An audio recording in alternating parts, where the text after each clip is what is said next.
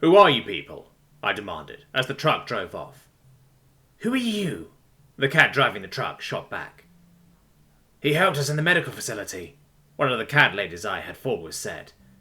I felt nice. Somewhat, she added. I felt less nice. So, who are you people? I asked again. Or I guess, cats? All you need to know is that we're here, we're causing mayhem, and your goals along with our own, the largest cat said. What's a cat? Another asked. People keep calling us that. My goals are really just to stay alive, I admitted. Funny way of pursuing them. The Shilvanti make it hard. I kinda just tried to keep them away from me. Didn't work. I shrugged. A fair assessment, the cat in the driver's seat muttered. But we got work to do still. I guess I was along for the ride. What's the job? We're crashing a train, one of the cats said. Hold on, we're in Sykesville, right? I know this place. There's a train that runs right through here. That train?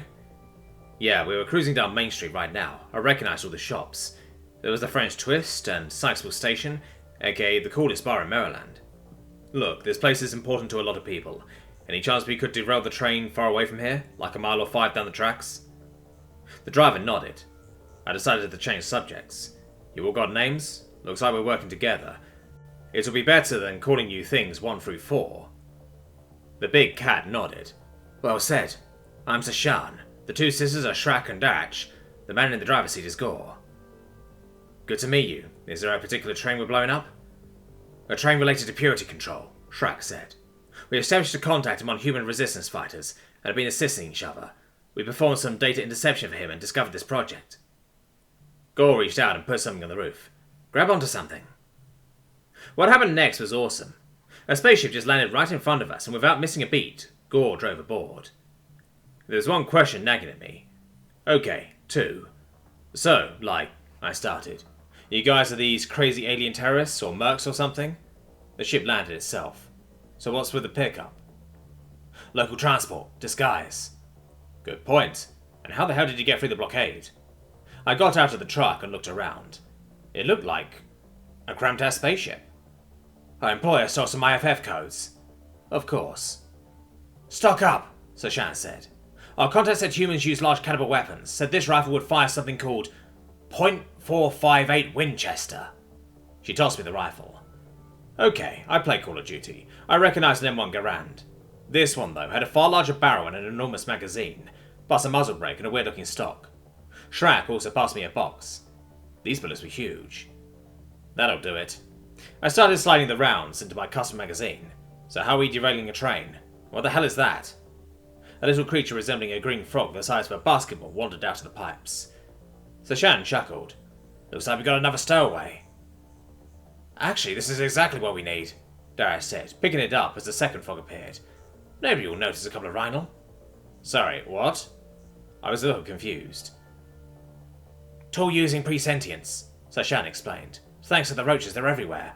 Pests, really. Perfect little suicide bombers, Gore added, tossing a roll of duct tape into a box labelled dynamite. They must have picked up a bunch of weapons Earthside. Bring it over here. Darach and Gore got to work, rigging up the frogs with bombs. They even had old alarm clocks. The result was like my childhood psychosis come to life. Get some rest, Sashan ordered. We got a day or so.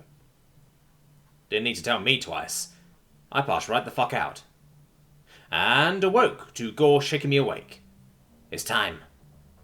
I got up with a groan and hefted my rifle. Yup. I followed them into the truck. The froggy sat in the bed, rigged up with dynamite attached to wires and analog clocks. It was almost comical.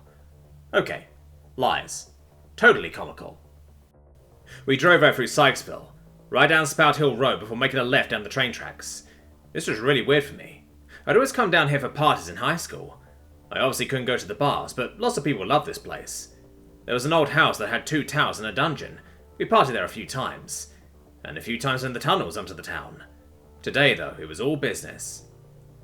Once we got out of town, Gore checked his watch. Time is 12:45. Set the clocks for 15 minutes. Darach wound the clocks and set the the Yrrol on the ground. They immediately waddled off. They hum by vibration, she explained when she saw my quizzical expression. They'll seek out the largest source of vibrations and congregate on it. It's how they hunt larger animals. Of course. That was indeed what the two stabby frogs, or rather explodey frogs, were doing. They wandered through the unfamiliar undergrowth, stopping only to pick up sharp rocks. There was a huge thing nearby, and it was exactly what they were looking for. They followed it to a clearing in the woods. A large metal rail rang off to the left and the right. They followed the vibrations off to the left, and there it was. The froggies reached out and lashed on. Well, the magnets in their bomb vests did. 15 minutes later, the bombs went off. I expected to see the train coming loose off the tracks, but the truth was nothing so dramatic. The exploding frogs blew out the wheels and the suspension, and the train dropped to the tracks with a crash. That wasn't the end of it, however.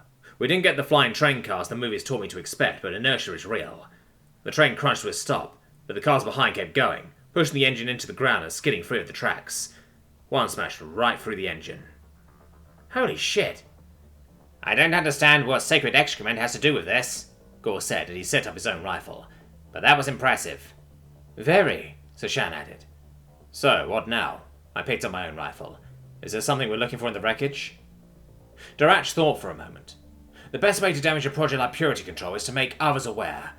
We can bomb whatever labs or derail whatever trains we like, but the shield will just replace them. Do you have an omnipad? I did not. Take one off a corpse, take pictures of what we find. Shrek will disguise it as a standard Shilvanti data packet on a courier ship. The kitty in question nodded, barely looking up from her omnipad. It's a simple encryption too. Once I get it marked as officially sanctioned, it'll skip the censors and go right to the upload. Something exploded in the distance as we headed out. What had my life come to? I'd escaped from some lab this morning, and now I was assisting cat people with their work. The time I dropped acid in college had nothing on this. As we approached the wreckage, I smelled something. It was like the smell of a barbecue, but with pennies mixed in. That was the smell of burning Shilvanti. I smelled it a couple of times in the last few years, enough to recognize it instantly. Well, that and the screaming.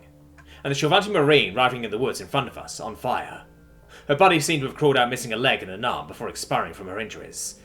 Since she was mercifully not on fire, I grabbed the omnipad off her uniform. I guess, different as human and shield cultures were, it was a bit of a surprise to me that the omnipad had the same symbol for a camera. Guess some tech was the same.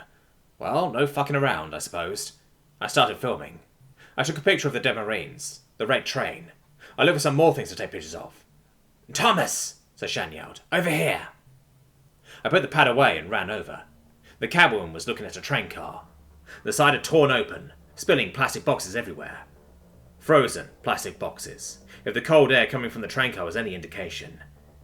This is the Purity Control car, she said grimly. It will contain a separate manifest from the rest of the... One of the train cars exploded, sending smoke and flame high into the atmosphere. From the rest of the train, Darach is inside looking. In the meantime... She grabbed her knife and tore open the box before dropping it in surprise and disgust. Darkness protect me. What looked like meaty beans and glass tubes spilled out. Are those testicles? I retched. I don't know enough about human anatomy to be sure. Darach sounded like she was going to puke. They look like balls. I found it! Darach popped her head out of the ruined train car, holding an omnipad. There's some vile stuff on here. Experiment logs, a cargo manifest, a cancelled prisoner manifest. I think we're responsible for the lack of prisoners. Or you were, Thomas. I shuddered. How close had I come to being chopped up, and my balls stuck in the glass tube in the train? I took pictures. Send me the manifest too. I'll put them in the data packet. Yup. Darach fiddled with the omnipad. Mine blooped. I took more pictures of boxes of organs. Does it say what Purity Control is actually about? The accursed research program had been a constant presence in Maryland since day one. Darach scrolled through the pad. Oh, Mother Darkness, that's worse than I thought. She told me exactly what she found. The people involved need to be killed, I growled. Not brought to trial, no, just get off. No prison. Dead. D-E-A-D-D-O-N-E, gone. I agree, Thomas, Shan said. What is being done here? No punishment is too great, no punishment is enough, but true justice will only come with the end of this program. I considered her words. On the one hand, I knew I was right. These people had to be killed. On the other, I knew Shan was right. If there was to be justice, we had to bring it ourselves. I took some more pictures and a little video. So, what's our next move?